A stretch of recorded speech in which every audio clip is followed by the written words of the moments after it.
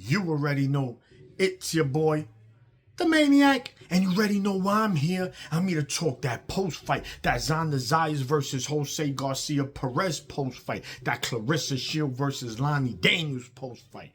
And man, oh man. But before I do, you already know why I'm repping that Four Corners Boxing, baby, and the Boxing Roundtable. Make sure you go like, share, subscribe to both channels. Now, with that being said, let's talk about it. Let's start it off. New York City. Last Saturday, Xander Zayas became the youngest current world champion in all of boxing. And he brings another title to Puerto Rico, giving us 4 current world champions: Oscar Collazo, Rene Santiago, Subriel Matias, and now Xander Zayas. Let's just get right to his performance, man. Like I said in my preview, Jorge Garcia Perez, very limited, very flat-footed, does not possess the tools in his toolbox to beat someone like Xander. He's not your typical Mexican, apply heavy pressure, volume puncher. That played right into Xander's hands. You know, Xander, just very skilled, very accurate, picked his punches well, very good footwork, didn't really put himself in danger. He did get hit with some stuff, but he didn't allow Garcia to land multiple punches. It'll be one punch and that's it. He'll get up out of there. He'll pivot to his left. He'll pivot to his right, or then he'll just grab Garcia and then, you know, push him off for him. Garcia, by it, tough opponent, but he was just fooled that night. Now, the question is, what's next for Xander? Did he deserve a title? Is he trash? Is he this? Is he that? Blah, blah, blah. Look, this is the bottom line. And again, my opinion regarding Xander, absolutely skilled fighter, man. The kid, he possesses a lot of tools. He does not have, though, that power, though. He got that sazon. He got that adobo. He don't got that Bacardi rum. Bang! That joint that you take too much shots of, it just, put you out. He does not have that Puerto Rican rum. Can he develop it as he gets older? Who knows? Possibly, but he does not have that. He's more of a boxer. But again, world champ, he earned it. It wasn't emailed to him. He fought for the vacant title. Now, regarding where he stands at 154, where I have him, of the 4 champions, I do rank him as the 4th. Fundora, Crawford, Mortazaliev, then Xander. Fundora, yes, Fundora over Crawford. He put in more work. He has a better resume at 54. I got to see more from Crawford. He didn't look good against Madrimov. Let's just keep it real. We got to stop meat riding, bro. Real is real. But anyway, he not going to fight at 54 no more. He going to 68 and perhaps retire after that. We don't know. Xander, I wouldn't even put him in there with Virgil Ortiz yet. No Madrimov, and absolutely no Bohachuk neither. Now, these are fights he could win. He could be competitive. I'm talking about Madrimov, Bohachuk. I think Virgil Ortiz and Fundora are layups. I'm sorry. That's my opinion. He could be competitive, but I'm talking about right now. Yes, he's a world champion. He's 22. But what are we going to do? Baby a world champion? When you put that belt around your waist, that comes with responsibility. We get on Tank, right? We get on Tank for cherry picking. So let's see with Xander. He hasn't made a defense, so we can't say he cherry picking. Word was he was going to fight Josh Kelly.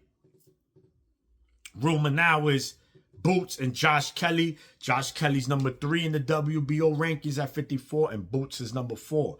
So looks like they going to fight for mandatory or for the shot at Xander's belt sometime next year. We'll see what happens, but nonetheless, shout to Xander, shout to the Isla Puerto Rico. He did his thing. We'll see what's next. First defense will be in Puerto Rico. We'll be in Puerto Rico. Also, the co-main event, we had Shushu, Bruce Carrington, fighting for the WBC interim belt against Mateus Hayter.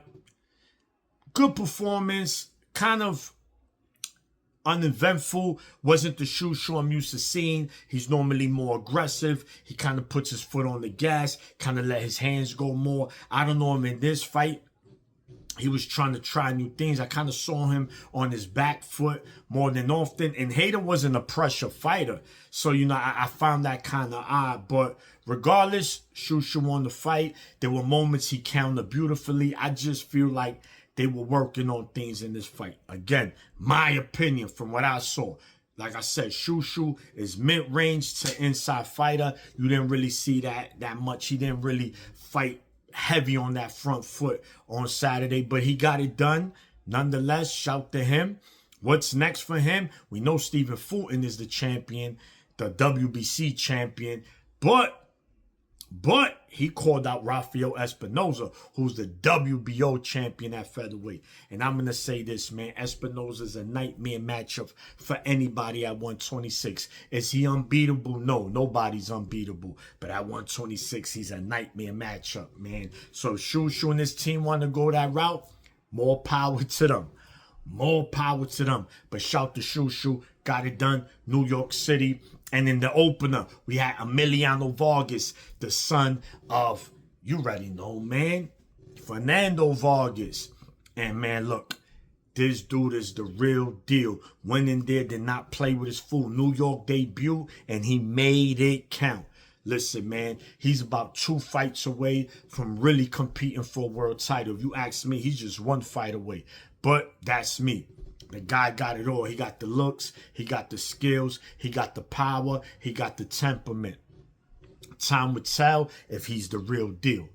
Emiliano, what a performance. And then honorable mentions, Rohan Polanco did his thing against Quentin Randall, tough opponent. Shout to him. Coach Bermudez. And also Yan Santana, another Dominican fighter, featherweight.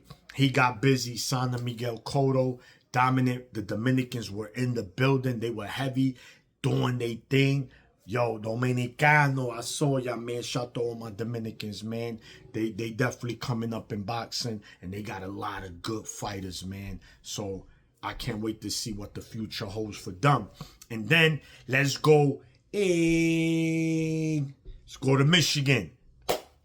Detroit, to be exact. In the city of Detroit, you had Claressa, the GOAT Shields, defending her undisputed heavyweight title against Lani Daniels from New Zealand. And look, man, kind of just the way I expected it to be. Claressa, dominant performance. But it wasn't an eye-popping performance. Good performance, dominated, but nothing to be like, damn, this is why she the best. It was like, okay, she did what she had to do. I know Lani was moving in the beginning, but then she got aggressive late. And that's when Claressa really didn't look all that when Lani was aggressive, man. But she still controlled the action, you know, from beginning to end. She was just the more skilled fighter, more polished. But look, man, Claressa and Shadasia Green needs to happen next. Yeah, I said it. Well, she's a free agent. So come on, Claressa, put your pride to the side. It's about money. You and Shadasia would do a lot of this. So anyway, man, it's your boy, the Maniac, and that's the recap, and I'm out. 1.